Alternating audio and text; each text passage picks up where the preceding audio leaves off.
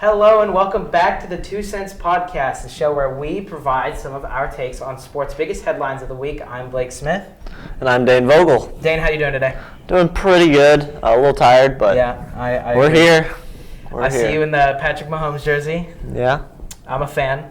Are you? No, absolutely not. I didn't think so. I am wearing my Patrick Kane Chicago jersey because he recently just said, after my favorite team hired their new general manager, that he wanted to stick around through a rebuild. So that was really good news to hear. All right. We're going to start off with some of Central High School sports. So the Central girls defeated Park Hill South 39-34. And tonight at 7 o'clock for the district championship, they take on Park Hill. So that should be really fun to watch. I'll be there. We're wishing them good luck. Mm-hmm. And from there, we're going to go on to how Ben Simmons and James Harden are doing right now after that big trade at the trade deadline. Simmons is not set to return before March 10th. I actually, previous to recording this, I saw that he may not even return in March. At all? At all. ESPN put out an article saying that they're not, some of their insiders are not certain that he will even return in March. Because he's dealing with a back injury now from trying to ramp up his training to get back into playing condition. And if you're the Nets, you want Simmons back as fast as possible. Well, especially since Kyrie's not able to play at home games. Mm-hmm. Kevin Durant comes back today, which is huge for him. Yep. I mean, they've slid a little bit in the East. I mean, they can easily get back into it. Kevin Durant is all-time great. I mean, he'll get the team wins. But you want Ben Simmons because he contributes everywhere. Defense, he can score, he passes the ball, he's your point guard. I mean, that's kind of big for him. And one matchup people were really looking forward to was the 76ers one on March 10th. Mm-hmm. But looks like we might not get to see Simmons play against the Sixers until the playoffs. And was that one going to be at Philly, or was that going to be in It was going to be in Philly. In Philly? In Philly. That would have been a tough if Ben Simmons crowd. would have played. It would have been fun to watch, though. Absolutely. That probably would have dominated like a lot of the... Well, yeah, because you would have got Kyrie, Ben Simmons, and Kevin Durant. That would have been a fun game. It would have been. Obviously, the biggest part of the James Harden Ben Simmons trade is Philly's side of the deal. They're playing great. Embiid and Harden are playing unbelievably good. They combined for 50-some free throws in the second game they played together. It was ridiculous. But so far, they're 3-0. They just beat the New York Knicks last night. They've been dominant as a duo. It looks like the East might end up running through Philly. It'd be hard to not pick them as favorites right now. I mean, yes, Milwaukee's going to be great. I mean, the Nets, if they can get healthy, will be in it. Mm-hmm. You still have the Miami's, Bulls. I mean, it's going to be a competitive Eastern Conference either way, but Philly looks good. Yes, they do. Especially, I mean, like, I'm an outsider towards basketball, but I think it was 50-some free throws between him and Embiid. It was a lot. Now I know for a fact that I think we both had the same take on the trade of that. We both thought it was pretty equal. Both teams got what they needed. Yeah. I mean, in Brooklyn, you already have two pure scorers in Kevin Durant and Kyrie Irving. You don't really need James Harden, and Ben Simmons brings in a different aspect, and then you get a great three-point specialist in Seth Curry. Mm-hmm. And then as for the 76ers, you get a player who's actually playing for you, first of all, and then secondly, it's James Harden. It's James Harden. Him and Embiid have been insane in the pick and roll. I don't know how defenses are going to figure out how to defend that going forward into the playoffs. Mm-hmm. It'll be interesting. So would you say you say they're the favorites for the championship appearance from unless Joel Embiid or Harden gets hurt? It's hard to say they're not going to be there. Coming out of the break, Embiid's still been spectacular. Yeah, I mean, if his biggest issue throughout his entire career has been health. Early in his career, it was huge. Last year in the playoffs, he got a little banged up, and then Ben Simmons kind of fell apart, and there went Philly. Yep. But if they can stay healthy, they're going to be hard to beat. That's not going to happen this year. They're not. I think they're going to stay healthy, and they're going to be a real threat. Yeah, I mean, I wouldn't even be that surprised to see if they get a high enough seed and they can get a little bit of a gap in between them and the other teams in the East. If Joel Embiid does a little bit of load management, just trying to keep himself healthy, I wouldn't hate to see that, and I'm not a big fan of load management. But the NBA season is long. It's hard on their bodies. Mm-hmm. I want to see him in the playoffs. Yeah. Healthy. So would you say your favorite for the championship right now is Suns Sixers? Suns Sixers would be fun to watch. You get Chris Paul and James Harden, ex-teammates. Mm-hmm. Joel Embiid. I mean, you kind of have a center matchup with DeAndre Ayton. I mean, obviously Joel Embiid is significantly better, but Devin Booker, I would watch that one. That would be fun to watch. Yeah, I agree. All right. Next up, we've got Kyrie Irving. We wanted to talk a little bit about the COVID double standards in New York. I mean, it makes. I mean, from my standpoint, I understand where New York City is coming from with this, but how you can allow people in the stands, Kyrie can sit in the stands as of March 7th and watch the games, but cannot participate as a player is unbelievable. Well, especially when players from other teams that don't require the vaccine can play in the Barclays Center. Mm-hmm. Mm-hmm. And it doesn't matter. Make sense. I mean, even the NBA's commissioner came out and kind of said it was a double standard.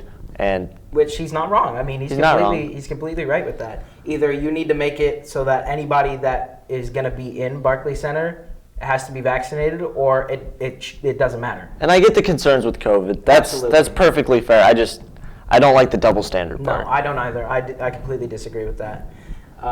Because when Kyrie's been playing this year, he's been extremely fun to watch. Exactly, and that team thrives off of Kyrie's success. I mean, you saw how many games they dropped when he wasn't available to play in Barclays Center. Well, yeah, because he can only play in away games, not in New York. That's tough if you're a Nets fan. And you're paying him so much money to not play. I mean, he's going to be fresh. That's the nice thing. He's only having to play a couple times a week at most.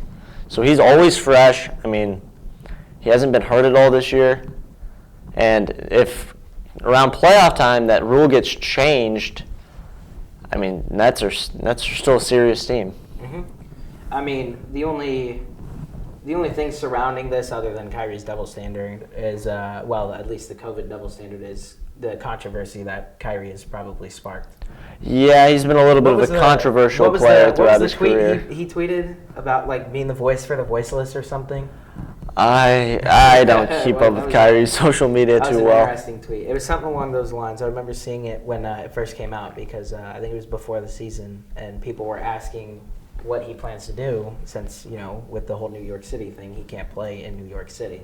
And here we are, almost, 3/4 of the way through the season? Yeah. And he's still not vaccinated and still can't play at home games, so... Speaking of COVID protocols, the NFL, we don't really have a lot of information on this because this dropped actually right before we hit record. NFL drops their COVID protocols completely. I know. It's kind of big news. Yeah, that's huge.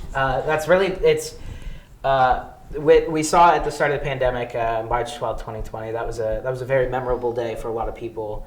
The NBA shut down the rest of their season, and every other sports league followed suit. The NFL played under very restricted guidelines, but what player ended up getting COVID that shut the NBA down? I can't remember. The NBA, because it was really Rudy Gobert. Was it? Had a big thing where he was touching all the microphones in the interview jokingly, and then ended up having COVID, and it all went downhill from there until they ended up all the way down in Orlando for the bubble. Yep.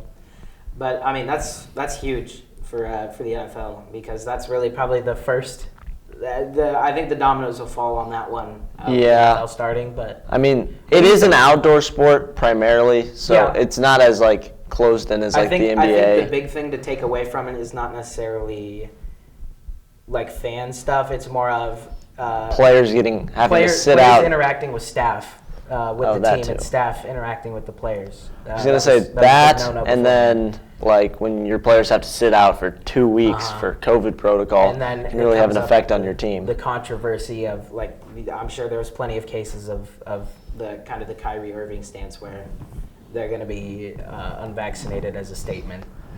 Yeah. But, hey, I mean, great news for NFL players. I mean, if I was part of the NFLPA, I mean, I would just be happy to be there, but... Good for them. Yeah. Good for them. Next up, we've got Lamar Jackson. So he's coming up on a contract year. Yep. There's a lot of talks about how much he should be making. Former MVP. He's had a pretty good season other than he was injured a lot, which could be a concern moving forward for him. We just kind of wanted to talk about what we kind of thought he was worth in terms of payment compared to some of his fellow QBs like Josh Allen. I think we should start this by saying there is if he gets Mahomes money, He's robbing the Ravens. He is. He's robbing the Ravens. He's not Patrick Mahomes. No, he's not. And I don't even think aside from biased Baltimore Ravens fans, I don't think there's a single person in the football world that would make the argument that Lamar Jackson's number one. No, there's just over Allen or Mahomes. That's just you didn't even throw Rodgers in there despite his poor playoff performance. I mean, you got a guy. Mahomes signs for 10 years, $450 million. That's a lot of money that I don't think Lamar Jackson's getting anywhere near. No, because Lamar Jackson's good, right? Yeah, Lamar Jackson is a great talent. He is. I mean, I don't know. He completely changed the way Baltimore plays football right now. I don't know if he's his style of play is so volatile. I mean, we saw it with Cam Newton, and Cam Newton's not even in the league anymore. Which I think Cam could be a backup somewhere. Don't get me wrong. I don't know if he wants to do that. No, but if I'm Cam Newton, I don't really want to. I mean, he's already made his money. He's got a good social media presence going, so it's keeping him occupied, and he's made his money with Carolina. So he's got paychecks. He's got money. He doesn't. I mean, I can't see him getting more than 5 years. Yeah, I mean, the big thing with Lamar is you're worried about him getting hurt through his style of play. He runs the ball extremely well. One of, if not the best we've seen do it at the QB position. He's getting better at throwing it every single year. But the biggest concern for me if I'm the Baltimore Ravens is it sustainable long term? I mean, I don't know if I can offer him 6 years because I don't know where his body is going to be physically in 6 years. Exactly. Because he could get a freak injury. He's putting himself in a lot more danger running the football. Especially the way he does it. He weaves in and out of defenses. And I think he should be paid highly. I don't think he's quite on Josh Allen's level. No. Which Allen's making $258 million over the next 6 years. But I think he should start at that asking price, and they'll probably pay him less. That's not a bad idea. And if you're Lamar, you want that as much guaranteed money as you can get. Because you don't, I mean, if you run the ball that way, you don't know how long you're going to last in the league. Mm-hmm. I just want to look at a few stats because I have my prediction made up in mind. So Mahomes last season, all except for one of our quarterbacks, Mahomes threw 37 touchdowns, only 13 interceptions, and almost 5,000 yards for roughly $45 million a year. Yeah. Lamar Jackson did not do that. Well, Lamar was out a lot of this year. That is true. They had to bring in Tyler Huntley, and he played pretty okay. Yeah. But if he gets Mahomes money, he's fleecing the Ravens, and the Ravens have just set themselves up for a rebuild in the next 5 years. I don't think he'll quite get the Josh Allen. No, and I don't think he'll get Mahomes' term either. No, I don't think any quarterback that's going to get a contract in these upcoming years will have a contract that lasts 10 years. No. I don't know if that's even smart for the Chiefs. I mean, financially, yes, it works because the cap will go up over time. His contract will probably be restructured sometime in the next 10 years. The only way I can see it not working out is if things sour for whatever reason between Mahomes and Kansas City for whatever reason.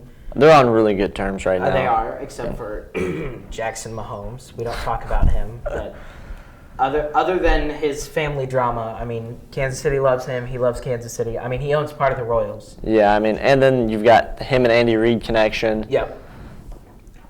Josh Allen, though, he threw last year 36 touchdowns, 15 interceptions, and about 4,500 yards. That's really good for, I don't really know the AAV on Allen's contract. But the other quarterback's contract that we wanted to look at, or at least one of them, Deshaun Watson, who did not play last year because of some unfortunate circumstances that were created by his actions. In 2020, though, we have his stats. He played extremely well. 33 touchdowns, only 7 interceptions for almost 5,000 yards. And his contract looks like 4 years, $156 million over the whole thing, which I think that would be reasonable to give a contract similar to that to Lamar. I completely mean, he's agree. going to be a high-paid quarterback. Yeah. I think you give him 4 or 5 years. I can't see them giving him more. Maybe with an extension option. I mean, it'll be up to Baltimore and how they want to fill in the rest of the roster around him to try to compete for a championship. And then I think another good contract to note is Russell Wilson's contract. He's on 4 years for $140 million. He was out a lot last season, but he still put up some pretty good numbers for not playing that many games. He did. 25 touchdowns, 6 interceptions, and about 3,100 yards last season. So my prediction for Mr. Jackson's contract is I think he's going to get 5 years, somewhere around the $200 million mark. Yeah. I think he gets the Watson length because of the way that his game could easily change if he were to injure like a major part of his body, like his ACL or his ankle or something. Anything with his legs is going to really hurt him long term. But I think he's definitely better than Watson, but he's not better than Allen. So I think he gets somewhere a little bit in between the two of those two contracts, and I think Jackson would be happy, and I think the Ravens would also be happy with a contract like that. In reality, are we going to see something like that? Probably not. I can't imagine that the Ravens are not going to maybe slightly overpay just a little bit. They might convince him that we need money to fill in the rest of the roster. Yep. I mean, he has to have pieces around him if he's wanting to win. Mm-hmm. So we'll see how that plays out. Yep. And keeping on the topic of football, this one actually cracked around, I think, Monday. The original USFL owners sue Fox Sports over the naming rights of the new USFL. So a group of former owners and executives are of the original USFL, the United States Football League. They only lasted from 1983 through 1985. Not very popular. Basically a minor league, but had no affiliation with the NFL. And they're suing Fox Sports over the trademark of the name and the branding. I find it really funny because the defense lawyer actually called it, I believe it was a counterfeit league. That's what he said on record. I was going to say, I haven't really heard anything about the USFL. Mm-hmm. Yeah, I don't pay attention to much outside of the NFL. I'm extremely excited for it, only because this would probably be this would be the first time that we see the USFL's this new one. The entire goal is to get spring football, and become an affiliate league for the NFL. So that would give the NFL.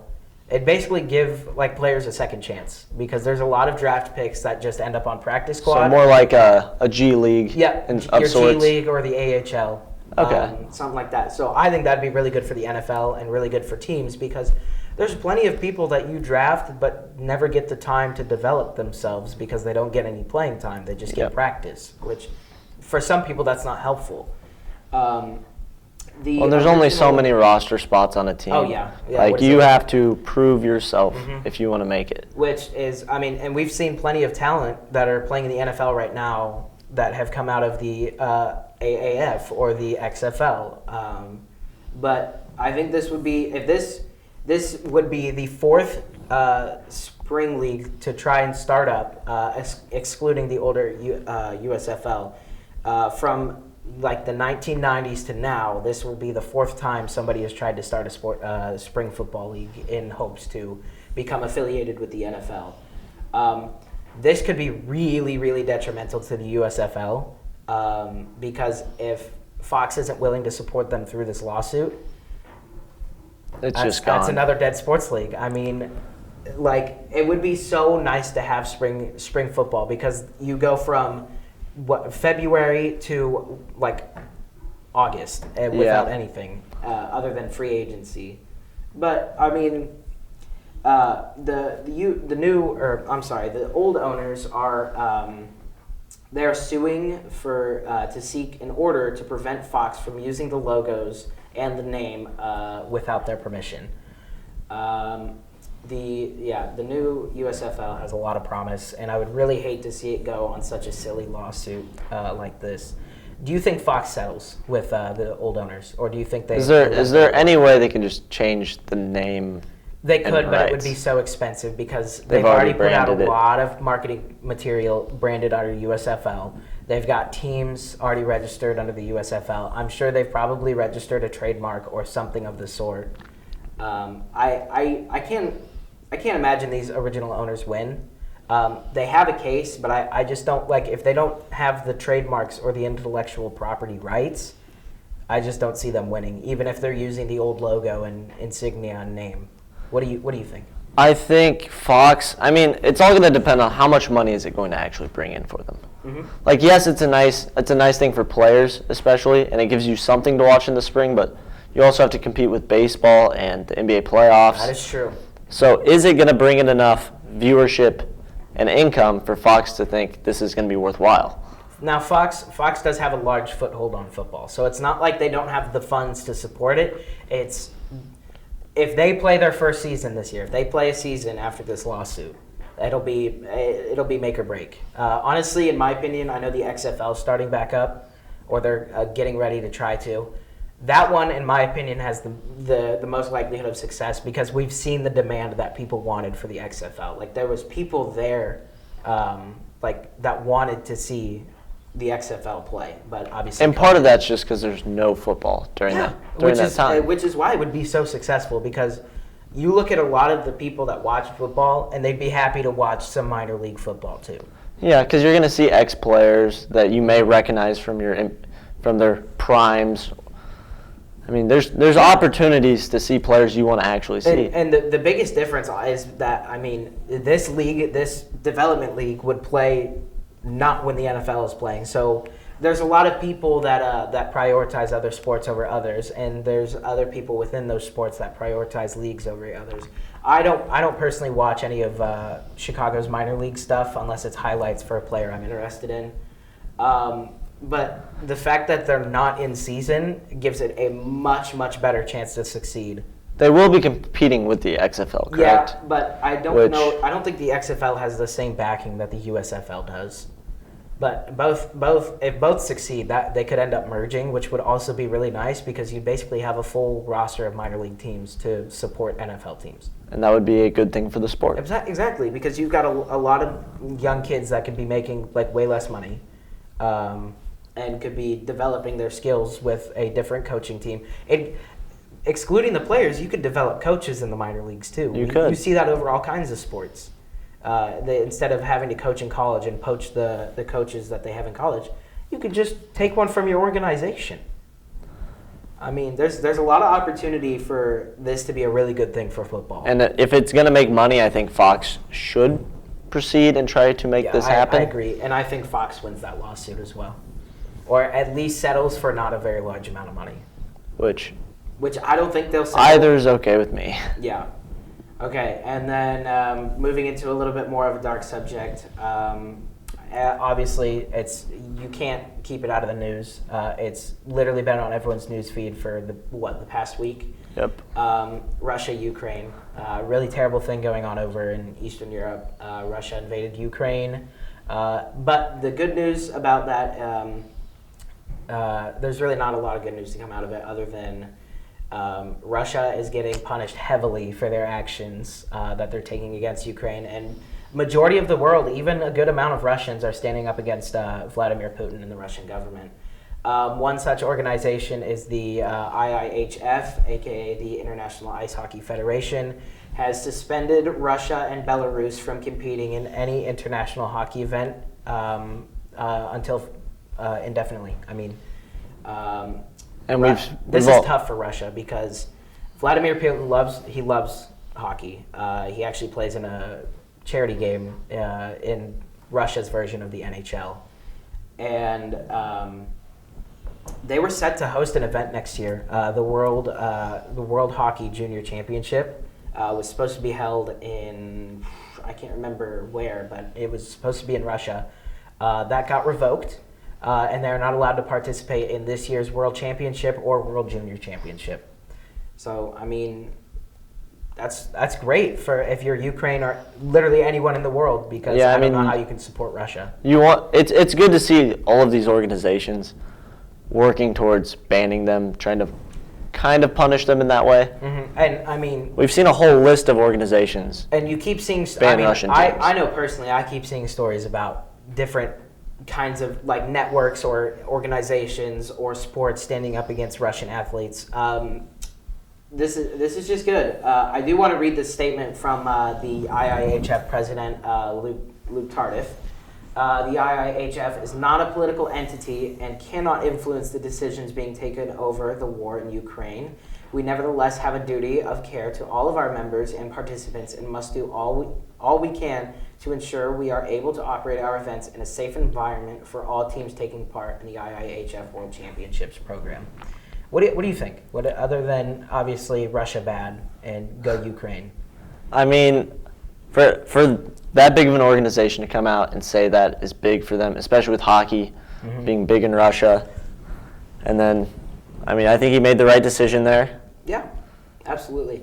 I'm very happy to hear this news because I know this is probably not information that you would know as you're obviously a newer, at least trying to get into the sport of hockey. But the IIHF has a very good reputation of not doing anything when something needs to be done. And so to see this happen is, honestly, at this point, I don't even care if it was from pressure of other leagues or if this is just on their own doing. It doesn't matter. It's good, and it's. I can't say I'm frustrated with the results. So. Yeah, and in recent years, we have seen leagues take more steps and trying to push change outside of the sports. Especially when the fans themselves are doing a lot of the pushing. That and a lot of players have done it in the past. And I think it's a good thing. Yeah. I will say, though, other than this, there's just so many negatives. There's plenty. I don't know how many Russian players would you say are in the NBA? There's not a ton. They're not represented very well. No, but there's a lot of like Eastern countries. There's quite a few European players in the NBA. I mean, there's big names. Luka, Kristaps Porzingis is big. I mean, it's being better represented now. I mean, you had Dirk Nowitzki, Jokic just won the MVP. I mean, you're seeing it more now than ever. Yeah. The NHL has a very decent population of Russian superstars that are receiving a lot of harassment because of their nationality. Now, some of it's a little warranted, which I know that sounds bad, which it sucks for me because my favorite player has been in the past a widespread Putin supporter. But he put out a statement under his team's PR saying no more war, you know. But he's still receiving lots of backlash online because of the fact that he is still at least not actively supporting Putin, but he has in the past. The issue with a lot of these athletes is they can't. There's a lot of people that I see complaining about nobody speaking out. None of the Russian athletes are speaking out against the president. The problem is Russia has been proven on record to do not so nice things to family members of people that speak out against his ways. And a lot of these players still have a lot of their family back at home. And it's really tough for them to even contemplate saying anything when they know there's a chance they could never see their family again. So yeah, I mean that's just got to be tough to go through. And quick mention, also did not have time to get this down. The NFL Combine is this weekend, Thursday through Sunday. I'm sure that'll be airing on NFL Network for all 4 days. I mean, tonight is probably going to be the biggest one. It's like the first day of the draft, the one that everybody wants to watch. Tonight we got tight ends, quarterbacks, and wideouts. Why don't you go and tell us about the rest of the lineup for the Combine? Friday, we have O-linemen, running backs. Saturday, defensive linemen, linebackers. And then Sunday is defensive backs and punters and kickers. Yep. Okay. I think, if you want to cover, we did write down some information of a lot of the organizations that have punished Russia and Ukraine, or punished Russia specifically. Yeah, and there's just an extensive list of those. Now, I have to ask you, have you heard of the Paralympics story? Did you hear anything about that? I have not heard about that. You want to go ahead and... It's bad. So I believe it came out yesterday night that the Paralympics is suspending all Belarus and Russian athletes from competing in their events. There was reports that some Russia Paralympians were saying that Russia was gonna bomb their families to Ukrainian athletes. Pretty terrible. Yeah. And so Russia is now banned from the Paralympics. They have been removed from FIFA. They've been removed from the UEFA, FIA, and Formula One. The World Athletics Council has suspended them. I really don't know what power they hold. No, and that list just goes on and on. As we mentioned earlier, IIHF, ITF, International Tennis Federation. Now, these aren't league specific, but other sports that Russia has been sanctioned or suspended: archery, badminton, baseball, softball, basketball, biathloning, canoeing, chess, which chess just said they cannot compete nationally. So anytime a player from either Belarus or Russia wins, there's no association with their nation. Curling, cycling, and gymnastics are the same way as chess. Pentathlons, rowing, rugby, sailing, skating, skiing, surfing, swimming, I believe is also... No, swimming removed an award from Russia. They revoked it. Triathlons and volleyball are all things that Belarusian and Russian players cannot compete in. So we're saying not only just the rest of the world, but also the sports world. Pretty much any international sport Russia could compete in, they no longer can. Pretty much every sport. That's crazy. I think that's pretty much all we have time for today. As you could notice, we are in a different location. We're still experimenting with location and audio and lighting, given that we're brand new to podcasting. Yep, trying to learn as much as we can. Yeah, absolutely. As we go. All right. That's all we have for today. See you next week. See ya. All right.